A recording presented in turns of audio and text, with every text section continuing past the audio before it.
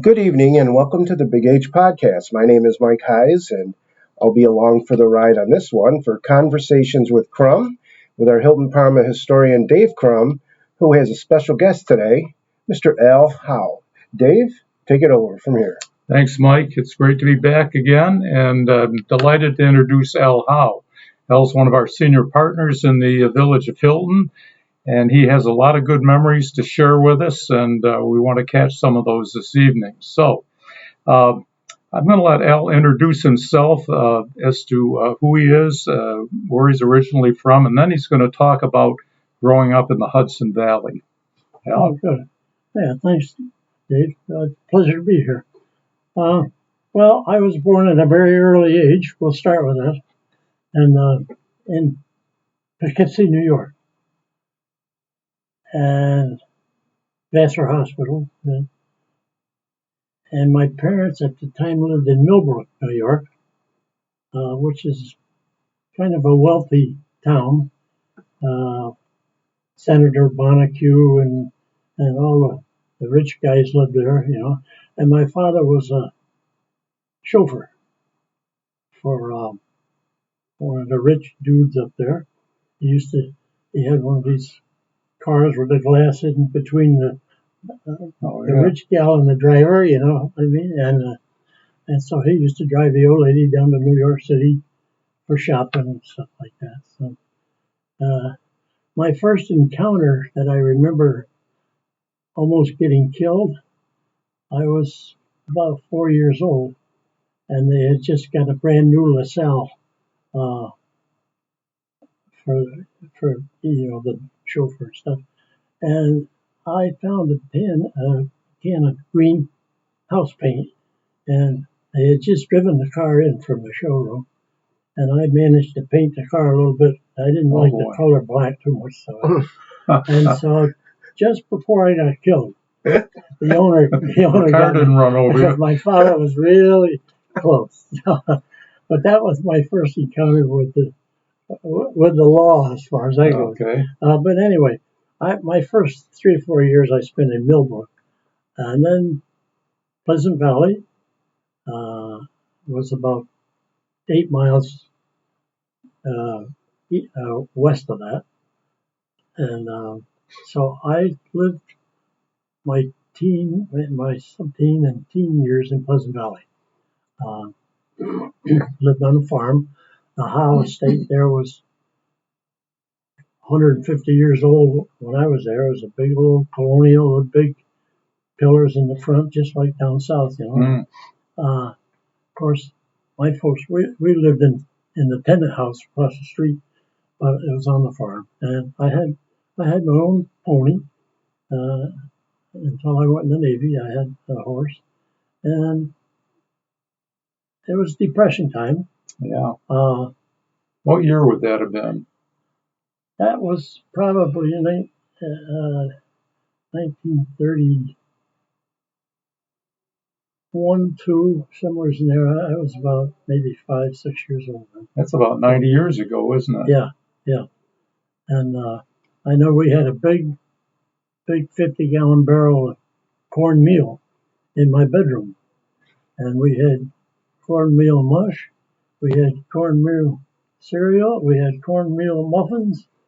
Wow. Because we didn't have much to eat, you know. But you didn't starve. But we didn't starve. To this day, I like cornmeal, so Yeah. not too bad. And we raised pigs. We had about 125 hogs, and we had a garbage route. We had a horse and a wagon with about 4 big barrels on it, and the folks in Pleasant Valley saved their garbage, and we had a regular route, pick up the garbage for the pigs. Sure. And then a month or 2 months before, we started fattening them up a little bit. It was corn and stuff. So, but that's how we kind of survived there. Those Depression years, Yeah, not many people can remember those anymore. I know. And that's one of the reasons we wanted to get your insight on that. Oh, yeah, It was I tough remember. going. I remember just about everything. I remember my first grade teacher. Every Sunday, her and her husband used to ride horseback down past our house, uh, and Harrison. I can still tell you probably 90% of the people that lived on the road. So I've got a good memory. So, but that was my years in the valley. They were good years. I started singing very early. I was in the barbershop quartet when I was a teenager, and of course, music's been part of my life all my whole life. Um, yeah, I can't think much more about the valley. But back in those days, didn't everybody have an instrument, or didn't they like to sing or do something musical? Wasn't that because there wasn't a lot of TV or radio or cell phones? Believe it or not, well, there's no TV. I don't remember much music. My uncle, which was like 3 or 4 years older than me, he had a nice voice, and he sang for years in a church in Millbrook. But his kind of singing and mine was completely different. I sang, when I started singing in taverns and stuff. He was strictly religious stuff. Religious, yeah. So when I started singing, I changed my name because my grandmother was against drinking, and so I changed my name to Don Ayers, and I was on the radio. So you really had an early singing career, didn't you? Oh, sure. Yeah. I made singing commercials with another guy. I sang with choral groups, and I sang when I was in high school. For the New York State, one of those New York State things where the schools compete. I came in first on that. Wow. With my voice, I had a beautiful voice. Everybody says anyway. And do you still sing? I still sing now. I sound like Gabby Hayes now. But I still That's sing. great. I remember when you did the what would we call it, a musical for the bicentennial. Oh, yeah. Back in 2009. Yeah, We've got copies of that in here. I wrote that, and I wrote the music for it. Yeah, that was great. Yeah. I still enjoy listening to it. Yeah, I put that together. Now, was K. Dodd in on that? Kay was in on Dale Palmatier was a reader, and Pete, he died. He was a big guy in the Legion. I forget. It's okay. Yeah, but that was fun. Yeah. That's good. So that's about it for the valley. I was. What about now? You said you grew up near Poughkeepsie. Yeah. But once we were talking about New Paltz, New York, and you mentioned this fellow Levi Calhoun. Oh, yeah. And he was quite a character, I understand. Oh, yeah. Levi lived in Highland, but back when I used to hire him when I had a tractor and stuff, he was strong like an ox. Everybody said that his mother was scared by a horse when she was carrying him, and he acted like a horse. He had blinders, he had harness. His brother Luke, Levi would plow a garden up, pulling the plow. He'd pull the plow, and his brother would steer it. And a big garden, I mean, not a little. And Levi pull a plow, and when he'd run, he'd pull his wagon down to the village. His head's going back and forth, and he actually acted like a horse. And so he was a friend of mine. I went fishing with him. Him and I went eel spearing one night, and he rode a bicycle, and he used to drink quite a bit. You should drink quite a bit? Yeah, my father ran a tavern, and so anything that anybody left over, my father would pour in a pitcher. And then on Saturday, when Levi came in, he'd drink that, whatever was in the pitcher. So naturally, one time, and then they put him on a bicycle and they give him a push. And wherever he fell off, that's where he stayed till he sobered up, see? And in a ditch down South Avenue, whatever. And so he wrecked his bicycle. So the New Paltz students, they used to come and talk to him all the time. He was a real pioneer. He lived right in the mountain. He lived his building was right along the railroad, right next to the railroad tracks, and had a tin roof on it, just like a shack. And in fact, one time his sister didn't pay her when she got her old age pension. She didn't pay Levi, so he tore that part of the roof off her house. Off the house. And so that was Levi, you know. And so, but yeah, he was quite a guy. And he got a new bicycle, and he didn't know how to work the brakes because he had regular pedal brakes on his old bike. And so he got hit and went to the hospital. And when he come home, he knew he was dying, so he went up on the side of the hill, got a big stone, carved his own headstone out, and then he died. So. Oh my gosh! Yeah. What year was that? Oh God, that had to be in the 50s, early 50s, early 50s, 54, 55, somewhere there. Yeah. What about World War II, Al? Yeah, well, I joined the day I was 17. And I thought you had to be 18. No, I was 17. Take it 17, okay. Yeah. And so the day I was 17, we all got a bunch of buddies of mine. We all joined the same day. And my father was, at that time, was a beer truck driver. And so I had to have his signature in order for me to join. So we had to look up my father. And so he was way down near West Point with the truck. By the way, we found him. And I said, Pop, you got a sign for me to join the Navy. He said, well, all your friends here will help me carry this beer down the basement. I'll sign it. So all we got, barrels of beer, and the old man didn't have to do nothing. You know? So that's how I joined the Navy. Okay. And I went to Sampson for 3 months. That's down in Geneva, isn't it? Yeah. And went through there, and then I got sent to Pensacola. And that didn't work out too good. I took typing in school, and so I wanted to be from Pensacola. I wanted to work on airplanes, you know.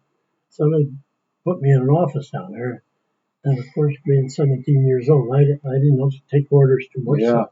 So I had a woman officer, so I didn't last long in there. I got in trouble. So she shipped me over to someplace else, and I was let's see, what she send me there? Oh yeah, swimming. I was a swim instructor and a lifeguard. I had to take all kinds of tests, swim out in the ocean for 8 hours a day. Wow.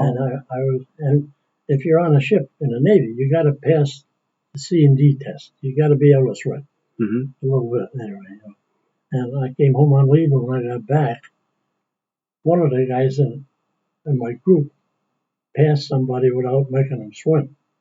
And so I got nailed when I got back. And one thing led to another. And so I got shipped out of there. And so I went to Corpus Christi. And there I got on airplanes, finally. So there I was in all kinds of squadron. I was in, the first squadron I was in was these yellow perils, these ones that dust the crops around here. That's how they learn. That's the primary trainer. And A6s, all the way up through to twin engine Beechcraft. Yeah. So that was my Navy career in the Second World War. I didn't Mhm.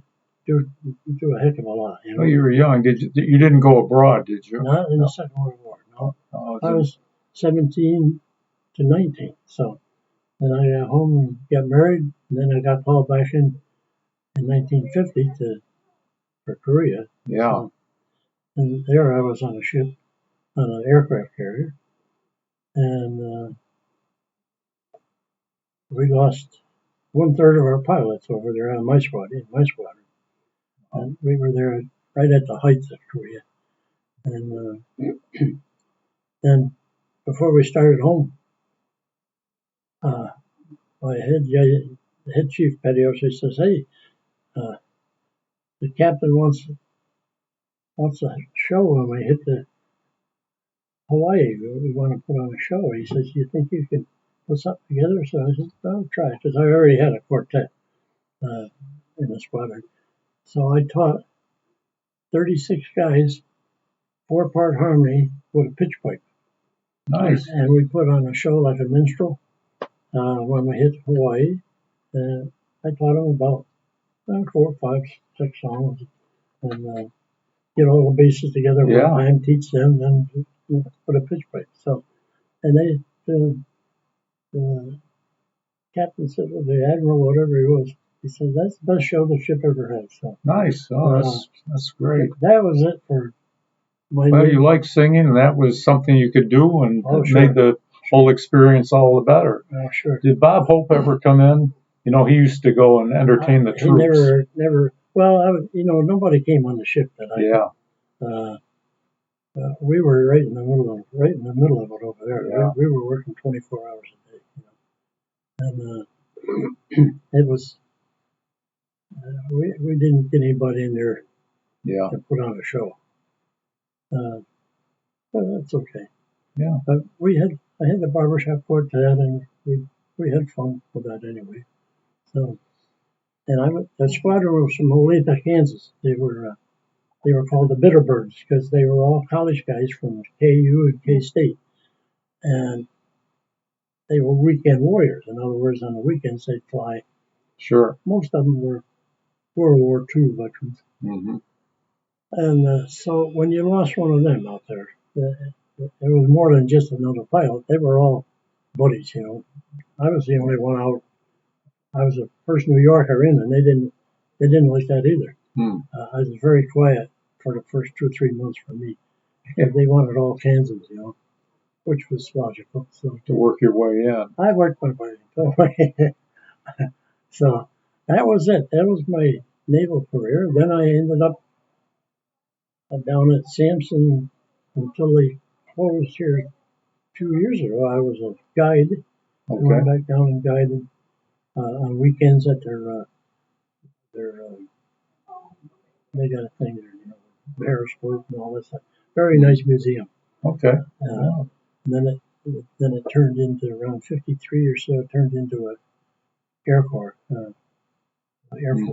museum. No, but it was a very nice museum. That's the end of my military. Now, you moved to Hilton around 1960. How'd you happen to come to Hilton? Well, I came up from Poughkeepsie. I had just got my journeyman's card at the paper down there, and of course I had 6 kids at the time, and the Democrat and the Times, they were going full blast now, and you could work all you want. Mm-hmm. I worked 3 baggers, 4 baggers. I was making good money. Yeah. You had to with 6 kids. Yeah. And so I came up with another fellow, and we took the job. And then another guy came up from Binghamton, Kenny Short. I don't know if you know Ken, but he lives here in Hilton. Ken Short? Yeah, Kenny Short. Yeah. The name's familiar, but he lives over. You know where he lives. Pleasant Way, I think it's a cul-de-sac near me. Him and I started there at the same week, September 1st of 1960. And then he moved out to Hilton, and I came out to visit him one time. I was renting in the city. So I said, yeah, it's pretty nice. So I bought the house at night at 61 Hillside and signed the papers and everything else. And then the next day I come on, I saw they had put that great big water tower right in the backyard that I didn't see at night. So that was it. You know? Yeah. My wife called once a week. The water's pouring out of the water tower. She calls the village. The tower's overflowing. You know. So that was a weekly thing. Now, is that the house you still own? No, I left there and went over to 38 Short Hills. When they put the apartments in there, I didn't like that. Mm-hmm. They ruined everything there. Right here. I didn't need a sump pump or anything. And when they put those apartments in, I had water in my basement. I had to dig it. I had to put in a sump pump. And before that, my basement was dry as a bone. Mhm. So anyway, I moved down to Short Hills, and I was there about 5 years. And my oldest son moved out to Kendall, and so I went out one time and I saw a nice piece of property right near him, so I bought it. So after I built, he moved. So I was out in Kendall. My wife don't drive, you know. So I went to Florida on vacation, and I said to the wife, "Well, how'd you like that?" She said, "I like that." So I sold the house in Kendall, moved to Florida for 5 years. And then the kids got on my back to move back, and so I'm at 2 Hillside now. I've been 2 there, Hillside. yeah, I've been Yeah. been Right off of 259. I've been there for 30 years or so. Yeah, I moved back in '92, so that's about it. You've been moving around a bit, Well, and that's good because you see a lot of different perspectives that way. Yeah. In 5 year, it seems like 5 year increments I moved. I was at 61 Hillside for like 17 years, but once I started moving, then it's kind of that way now. You know? Like a lot of you see, like Crumb, he was in Florida for 5 years. Now he's not there anymore. You know, he's up in Carolina. He's in Carolina now. So once you make that move, once you break, it's easy to do. Yeah, that's it. Do you miss Florida? Not really. Yeah, I liked it there, but not this year with 110 degrees this summer. That was but I worked in Florida. I used to paint roofs and hook up phones, and I did a lot of odd jobs down there. And my wife cleaned houses, and we got there in Florida. And I'll tell you that story. We rented a place for a year. I'm there 2 weeks, and this guy comes around. He introduces himself as the president of the association. So he says, "We need a vice president." He says, I said, "Well, what do you got to do?" Because I wanted to meet people. He said, "All you got to do is get the donuts on Saturday." Yeah, he said. I said, "That's the vice president's job." He says, "Yeah. All you do is get the donuts." I said, "Okay, I'll take it." 2 weeks later, he gets a heart attack. So who's the president now? Yeah. I didn't know a soul. Oh my God. My first meeting, I hit the gavel. I don't know anybody, you know. So, but it turned out real well. I made a lot of nice friends down there. Well, that's the name of the game. Yeah. To know people. Yeah. That's about my life in a nutshell. And what was your first impression of Hilton when you came out here? I liked it because I'm from a small town. You know, Pleasant Valley is about the same size. You don't have the hills like you did in the Hudson Valley, though. No, that's another thing I noticed. Yeah. It's flat out here. Toward the lake, it's flat. I like the hills. Beautiful, that Hudson Valley. Oh, I come from the Hudson Valley where, you know, Shokan Dam, all that, New Paltz, Shawangunk Mountains, and I hunted down there with all the. I used to have deer run by the mountain. The Shawangunk Mountain is owned by 2 people. It was owned by the Smiley brothers. Yeah. And they owned about 80,000 acres, and no guns. And so finally, the deer were eating their flower gardens and everything else, so they opened it up for archers. The first couple of years for archery, you'd have 15, 20 deer run by you, you know. It was paradise. But Yeah. yeah, I used to work for the Smiley Brothers when I was in college no kidding. down at Mohawk. Yeah, yeah. And That's that right. was a great experience Yeah, being there. So I know exactly what you're talking Yeah, about. that's beautiful roads through that Oh, mountain. yeah. It's And, still going. Oh, sure. Yeah. And on weekends, those cliffs, you can't even find a parking place. Now, the people come up from New York and climb the cliffs. Yeah. The The Smileys were Quakers, and you couldn't Yeah. drink there at the Couldn't resort. drink.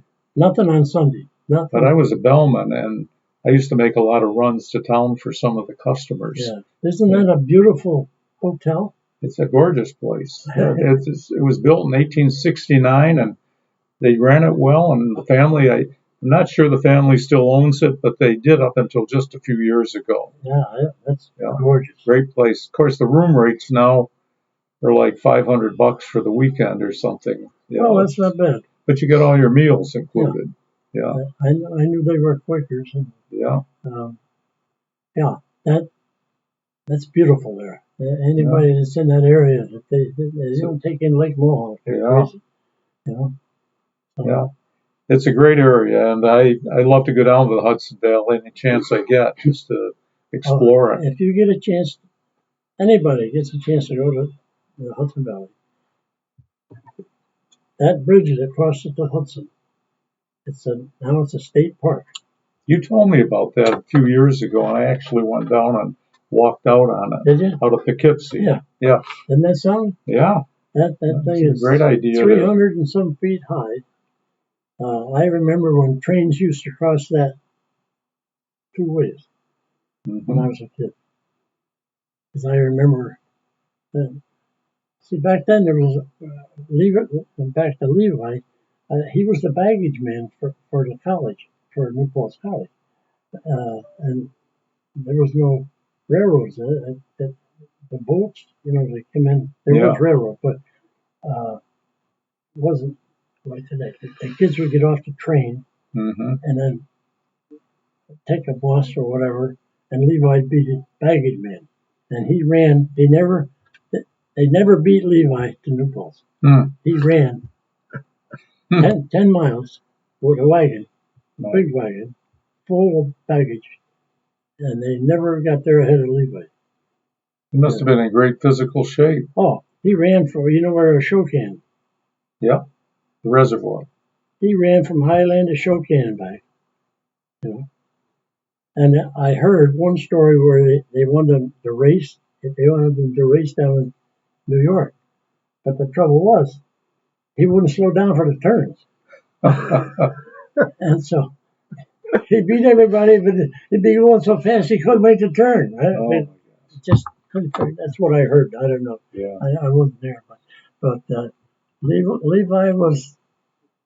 He's a character to remember. He was one of a kind. Yeah. They have any kind of monument for him down there in Highland? I don't think so. He had a brother Root that his house was built inside of a hill, like a stone. You know how they used to store food for the winter? Well, he lived in that loop, and he had another Pete was his other brother. So that's. To change the subject just a little bit, Al, as we're moving along, I'd like to ask you to tell me what you remember about Walt Horland. Walt was a great guy. We all knew him. And Walt was a good guy. I'll tell you how I met Walt. The first day I moved in the 61 Hillside, I went out the next morning, and I started my car, and I heard, wow! Well, it was Walt's cat in my motor, see? So I raised the hood, I bring the cat out, so I don't know what to do, so I walk across the street, and I ring the bell, and I said, Walt comes to the door, I said, is this your cat? Yeah, I said, well, here it is. And that's how I met Walt. Yeah. Well, I miss Walt. He was quite a Renaissance man around the village. Riding his bicycle, and Walt was a tough guy. Yes, he was. He put up a stink when I wanted to do this veterans thing out here. him and Bill, what's his face, gave me a hard time about that. Really? Bill who? Bill, the mayor then. Oh, Carter? Carter. Okay. Him and Walt, they gave me a hard time about it. Everything had to be the height. You couldn't have nothing higher than the other thing or something. Oh, boy. And now, did you have a hand? Were you the instigator of the memorial park? Yes, I was. That's important to talk about. Yeah, I was. Well, there was a girl, Brenda Malschmitter, was the Legion commander then, and for months and months are talking about the veterans thing. Yeah. I said, let's do it. Yeah. I can't stand this. Talk, Yeah. You know? So I took the bull by the horns and I went to Kodak and I got that marble that was a measuring table. Yeah. They had two of them. They had an 18-foot one and they had this one. And I said, oh, I don't know if I want that 18-foot. So I took the other one, got a flatbed truck. Again, I got, what's his face, his brother, to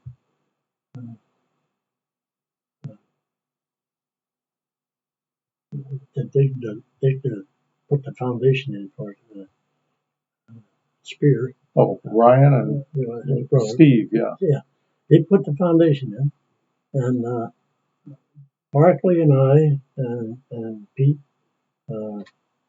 Barzillo, is the guy I was trying to think of before. We were primarily into that. I designed that, and John Barkley took care of all of the bricks and the names and all that stuff. But I actually designed the stone and the flower bed and all that stuff. And so we got it done. Well, it's a great contribution to the village. And of course, Joe Lee instigated the Wall of Fame here for the veterans. And that took off like wildfire. Yes, it did. My picture's right out there. Yeah. I got mine up there, and I got my brother's, and everybody could bring any picture in, and those walls filled up faster than prairie fire. It was amazing. The one thing I didn't get done that I wanted to get done, I wanted to change the name of this park out here. It's Centennial Park now, which means nothing. Centennial is Centennial. I wanted to change it to Hilton Parma Veterans Memorial Park. I couldn't get past Larry Gershwin and a few of them others. So that was a battle that I lost. Typical small town. Yeah. You know. Oh yeah. People. Oh, you can't everybody doesn't think alike. I mean, you know. Yeah. But Centennial to me don't mean nothing as far as the name of a park. Yeah. But Veterans Memorial with the gazebo right there and all that, but that didn't fly. So that's the one thing they got me on so far. I'm not dead yet. I'm not kidding. No, keep working on it. There you go. Well, Al, this has been great. Do any of you gentlemen have questions that you'd like to ask Al before we wrap up? Nothing personal. Oh my God.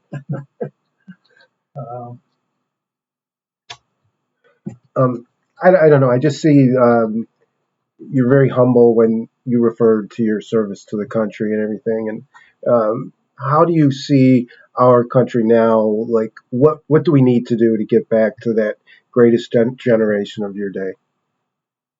You're never going to get back to it. Never. The way it's going now, you don't even have a country now. A country is supposed to have borders. In order to be a country, it's got to take up a certain space. Now, nothing. So I predicted, well, they said democracy only lasts 250 years. I believe it. It won't be here another 50 years. It's going to be, you know, I don't know what your politics are, but the way it's going now with every big city is a loser. Every single big city is a loser. crime is rampant. And doesn't seem to be any control either. There's no control. No, but that's the way they want to be. There's a government at that time now that's run by the liberal left, whether you like it or not. And that's it. You just got to roll with the punches. That's my own personal view. Yeah. Well, I mean, there's an awful lot going on, and I think you're right, though, to recapture not, what it once was. That's a particular time in history. Never. But that's why we do these interviews, so that we have benchmarks of remembering. Yeah, and, I'm sure if you talk to somebody newer than that, I come from that era, so you remember the Depression. Yeah, when $1 was $1. And I'm stuck on the way I was brought up and the way the things were. That's the way I liked them, and there was nothing wrong with them. And now there's a lot of stuff wrong with a lot of stuff, so there's something wrong somewhere. Yeah. But and I don't think it's regainable. I don't think you can get it back. So that's my feeling. Yeah. Well, Al, thank you very much for giving us this time, and maybe in a month or two, we'll invite, you can come back if you think of other things that we missed tonight. Yeah. Well, Michael, this will be recorded, and you'll get a chance to listen to it, and it's a nice piece to have. And thank you. I was fun, bringing up old memories and stuff, So. Well, I've always enjoyed chatting with you, and always learn a thing or two. We've always done it. Yeah. But, okay. And you are a Hilton treasure, and I think you're a national treasure too. And the humility really shines through. And it's been an honor having you on the podcast, having Dave be the host. And this has been Al Howe with Dave Crumb and Mike Heiss on the Big H Podcast, and we'll talk to you real soon.